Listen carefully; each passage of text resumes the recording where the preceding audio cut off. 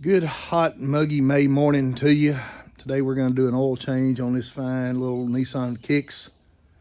We got that because it gets 34.5 miles to the gallon compared to that 15.5 mile per gallon Super Duty she was driving. So this is going to be a little learning experience / tutorial for all of us. Got all my tools laid out. Got a little old 65 millimeter cup wrench for the oil filter. The oil plug on the bottom of that motor is 14 millimeters. I'm replacing that OEM filter with a Fram Tough Gard. What the heck does that say? 6607 filter. And the oil we're going back in the motor with is this Castrol Edge. It's a synthetic 0.20 weight fluid. So I've got to put this car on a jack because it's so low to the ground. That's already done, and I'm going to skip out on using the creeper because that just adds more space that has to be smashed up under that car. But really and truly, it doesn't look like it's going to be much of a problem at all. The oil filter's right in the front of the motor, and the plug is accessible by just barely getting up under it. So we'll take this camera up under there and kind of show you where the stuff is and get this project knocked out. All right, crawling right up under here from the front, you can see that that oil filter is very easily accessible. Oil pan's right here. Plug's gonna be right in the back of it. It'll be kind of in a blind spot, but it'll be easy enough to get off with a wrench. Drain it right in the pan there. We'll put the plug back in it and a new filter on it. We'll crawl back out from under here. Now, in case you're wondering, if you got a box end wrench, slap it on there and push it towards the passenger side is the ratty, tighty, lifty, loosey. And you want a loosey, so you want to go away, go yonder way. And here she comes. We got to get a little oil on the floor. It's just the way it goes. Now, don't be afraid to put a 6 or 8 inch extension on your ratchet there and your filter wrench. Because that thing's kind of recessed a little bit and you got plenty of space. Well, if you got it jacked up, you got plenty of space anyway. If you don't have it up on blocks, then you might have a little tougher time getting that much extension under there, but it's only going to hang down to about right here. So even if I had it set down, you'd still have some clearance. So if we can pull that dude off too. Now, this part always gets a little messy, dumping these filters out. So hopefully I can do this without getting it all over myself or much of it on my shop floor.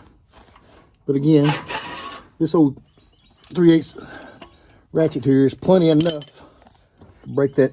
No more torque than is on this deal to get her loose. Here she all comes. And these long-winded threads always get you dirty, but you gotta have them.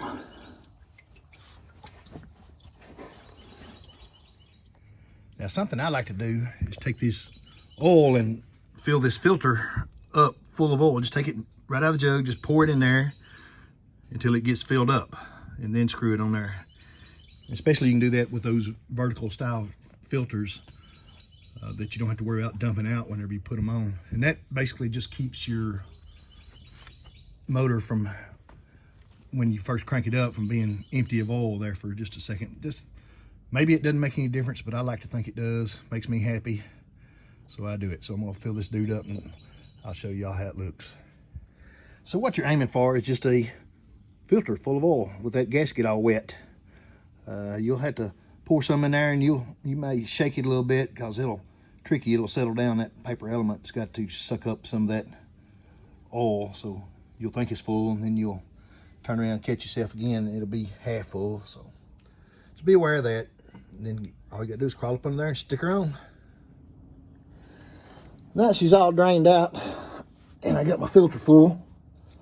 You just take this little dude, peek up under here, find where she goes. Make sure that other seal that was on that oil filter came off there, which I've already done. Reach up there, screw it up there hand tight. And quite honestly, hand tight plus about a half turn is really all you got to do. You can get it on there, especially with these. It's got this gripper stuff on there.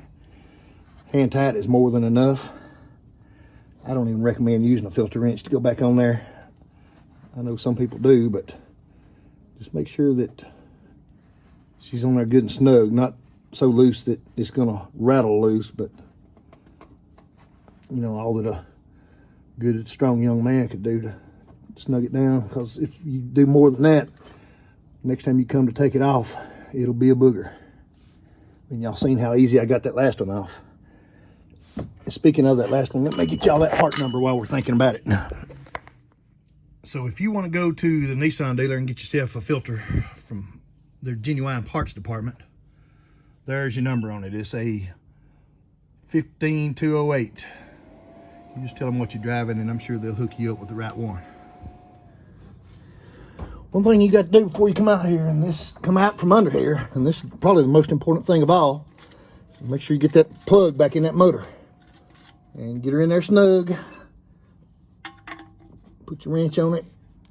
That's pretty snug, but we're gonna go a little extra, because last thing we want is it oil running out of that motor and not doing its job. Anyway, looks like we're all through up under here. Now we got to go up top, put some oil in the motor.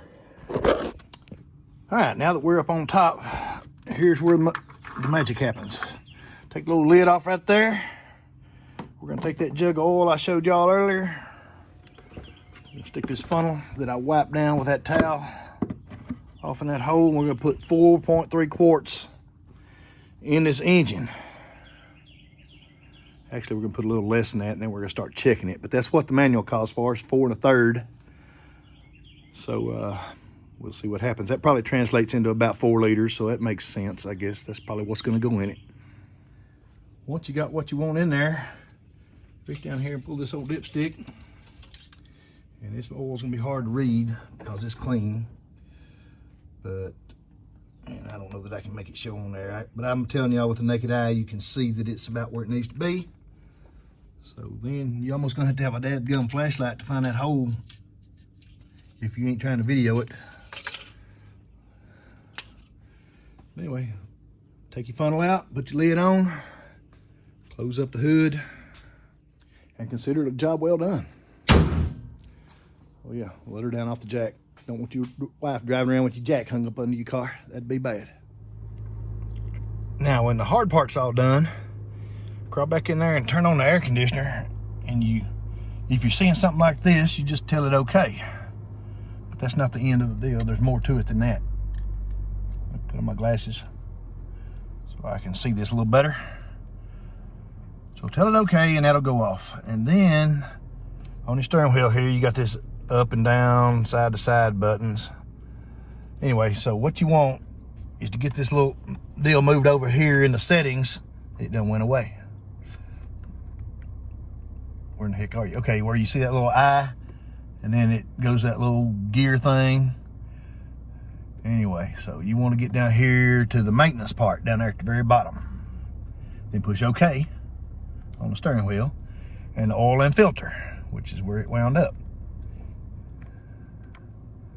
So now you want to reset it. Get it down there on the reset, and again, push OK. I don't know how long you got to hold it. We'll see here.